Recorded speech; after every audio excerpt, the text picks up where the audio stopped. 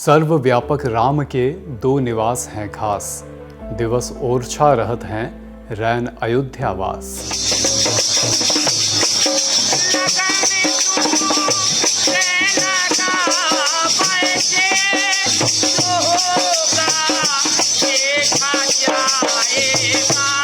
शहर भर में शादी की तैयारियां, रोज पुलिस की सलामी।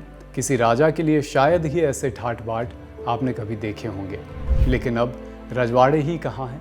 भला क्यों पुलिस किसी राजा को सलामी देगी? क्यों कोई सरकारी कलेक्टर या एसपी ड्यूटी पर रहते हुए भी विवाह की रस्में निभाएंगे? पर ऐसा समूचे भारत में सिर्फ एक जगह होता है। क्या है उस जगह का इतिहास? कौन है वो राजा जिन्हें सरकार कहा जाता है? नमस्कार, मैं अभिषेक। आज तारीख में कहानी ओरछा के उस राम मंदिर की जहाँ के राजा खुद भगवान हैं। Brought to you by Higher and Sharda University.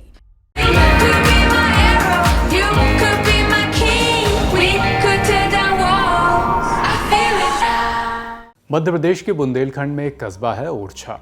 रानी लक्ष्मीबाई और मेजर ध्यानचंद वाली झांसी से 15-20 किलोमीटर दूर। यूं तो ओरछा बेतवा नदी के किनारे एमपी के निवाड़ी जिले की तहसील मात्र है, लेकिन यहाँ की संस्कृति, इतिहास और स्थापत्य इसे अलग पहचान देता है। 16वीं सदी की शुरुआत में राजा रुद्र प्रताप गढ़ कुंडार किले से बुंदेला राज्य की बागडोर संभाल रहे थे। शिकार के लिए राजा ओरछा के जंगलों में जाया करते थे और इसी दौरान बाबर ने मुगल साम्राज्य की नींव रखी थी। ये दौर एक ही था। Where the software engineer meets the cool UI/UX designer, the world comes together at Sharda University. 1528 में चंदेरी पर हुए बाबर के आक्रमण से बुंदेला भी सतर्क हो गए थे। गढ़कुंडार से ओरछा की दूरी करीब 28 मील थी। ओरछा का जंगल और बेतवा का किनारा ये किले के लिए मुफीद जगह थी। रुद्र प्रताप ने बेतवा के तट पर ओरछा को अपना गढ़ बनाना शुरू किया।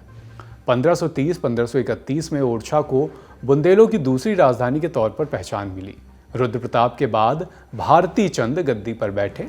इसके बाद 1554 में भारती चंद के भाई मधुकर शाह ओरछा में बुंदेला राज्य के मुखिया बने। इन्हीं के समय ओरछा में राम राजा सरकार की प्राण प्रतिष्ठा हुई। इस मंदिर की स्थापना की कहानी भी इस मंदिर के रिवाजों की तरह काफ़ी दिलचस्प है। लक्ष्मण सिंह गौड़ की आंचलिक इतिहास पर लिखी किताब ओरछा का इतिहास के अनुसार मधुकर शाह की रानी थी गणेश कुंवरी। रानी जब काशी से ब्याह कर ओरछा आई तो मधुकर शाह ने उनके लिए महल भी बनवाया। मधुकर शाह कृष्ण भक्त थे, जबकि रानी रामलला की भक्ति में रमी हुई थी। 1573 की बात है। रानी और राजा के बीच अपने अपने इष्ट को लेकर कुछ कहा सुनी सी हो गई। राजा के उलाहने पर रानी ने अयोध्या जाना तय किया। रानी ने ठान लिया कि वो तभी ओरछा लौटेंगी जब वो भगवान राम के बाल रूप रामलला को ओरछा ला सकेंगी। कहते हैं कि रानी ने लक्ष्मण किले के सरयू तट पर अयोध्या में महीने भर तक तप किया। एक दिन सरयू स्नान में उन्हें कुछ प्रतिमाएं मिली। वो इन्हें लेकर रानी ओरछा आई। कुछ दूसरी किंवदंतियों का मूल समझें तो कहानी कुछ ऐसी है कि जब कड़े तप के बाद भी रामलला प्रकट नहीं हुए तो रानी काफ़ी निराश हुई। एक रात वो सरयू नदी में समाधि लेने पहुंच गईं। तब रामलला एक बच्चे के रूप में उन्हें बचाने आए। ऐसी किंवदंती है, ऐसी मान्यता है। भगवान राम रानी कुंवरी के साथ ओरछा जाने के लिए सहमत भी हुए, लेकिन उन्होंने 3 शर्तें रखी। वो केवल पुष्य नक्षत्र में ही यात्रा करेंगे। जिस स्थान पर उनकी मूर्ति पहली बार रखी जाएगी वो उनका स्थायी निवास होगा और उन्हें ओरछा का एकमात्र राजा माना जाएगा। रानी ने तुरंत ही सारी शर्तें मान ली। इन्हीं शर्तों का पालन करते हुए रानी वापस ओरछा रवाना हुई। चूँकि पुष्य नक्षत्र पूरे 27 दिन में एक बार आता है, इसलिए 9-10 दिन की यात्रा में रानी को कुल 8 महीने 27 दिन लगे। संवत 1631 यानी सन 1574 में राम राजा की मूर्ति की यहाँ प्राण प्रतिष्ठा हुई। लेकिन प्राण प्रतिष्ठा से पहले भी एक बड़ा रोचक किस्सा हुआ था, वो भी सुनते चलते हैं। ओरछा में गद्दी संभालते ही राजा मधुकर शाह ने नगर विस्तार पर ध्यान देना शुरू किया। रानी महल, राजमहल समेत कई नई इमारतें बन रही थीं और इसी बीच 1558 में राजा ने विष्णु को समर्पित एक भव्य मंदिर की आधारशिला रखी। मंदिर और राजमहल ऐसे आमने सामने बनाए जा रहे थे कि अगर राजा अपनी खिड़की से देखें तो सीधा गर्भगृह तक उनकी नज़र जा सके। लेकिन कहासुनी के बाद रामलला को लाने की जिद में रानी अयोध्या चली गईं। तब मधुकर शाह ने तय किया कि रामलला का ओरछा में विशिष्ट स्थान होना चाहिए, इसलिए उन्होंने चतुर्भुज मंदिर, जो विष्णु मंदिर के तौर पर निर्मित हो रहा था, उसे रामलला के लिए समर्पित कर दिया। ये मंदिर बना भी इतना भव्य कि आज भी इसका विमान भारत के मंदिरों में सबसे ऊंचे विमानों में से एक है। लेकिन जैसा कि तुलसीदास कह गए हैं, होइए सोई जो राम रचि राखा, यहाँ भी कुछ ऐसा ही हुआ। ओरछा पहुँचने पर रामलला की मूर्ति रानी ने अपने रनिवास में रख दी। कहा जाता है कि जिस जगह पर मूर्ति रखी गई वो महल की रसोई थी। चतुर्भुज मंदिर का काम पूरा होने पर इसे वहां स्थापित किया जाना था। काम पूरा हुआ, प्राण प्रतिष्ठा की तैयारियां की गईं, लेकिन जब मूर्ति को चतुर्भुज मंदिर में ले जाने का प्रयास किया गया तो वो अपनी जगह से हिली ही नहीं। जैसा कि दूसरी शर्त थी, जहाँ एक बार राम राजा सरकार की मूर्ति रख दी जाएगी वही उनका स्थायी निवास होगा। इसलिए रानी गणेश कुंवरी ने खुद ही अपने महल को राम राजा मंदिर के लिए समर्पित कर दिया।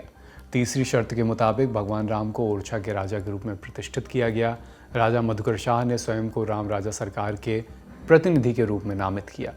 समर्पण का ऐसा वाकया शायद ही कहीं देखा सुना गया हो। इसी के बाद से यहाँ रामलला को राम राजा सरकार के रूप में पूजा जाने लगा। अभिजित राजाध्यक्ष के हिस्ट्री फाइल्स के हवाले से मधुकर शाह के बाद की जानकारियाँ भी मिलती हैं। मधुकर शाह के बाद 1592 में राम शाह इस गद्दी पर बैठे। इसी काल में बुंदेलों ने मुगलों की अधीनता स्वीकार की। 17वीं सदी के आरंभ में राम शाह के भाई वीर सिंह जूदेव और अकबर के शहजादे सलीम सत्ता से विद्रोह के चलते दोस्त बने। दोस्ती इतनी अच्छी हुई कि सलीम के कहने पर वीर सिंह ने अबुल फजल की हत्या करवा दी। अकबर के करीबी अबुल फजल 1602 में दक्कन से लौट रहे थे। इसी रास्ते में दतिया ग्वालियर के बीच वीर सिंह ने अबुल फजल का सिर कलम कर दिया।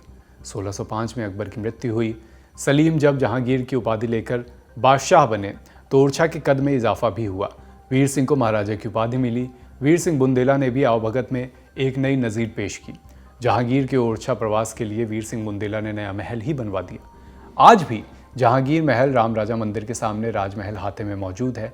मंदिर के अलावा वो चीज़ें जो ओरछा को टूरिस्ट का, सैलानियों का एक पसंदीदा स्थल बनाती हैं, उसमें शामिल है यहाँ के प्राकृतिक सौंदर्य, यहाँ की ऐतिहासिक इमारतें।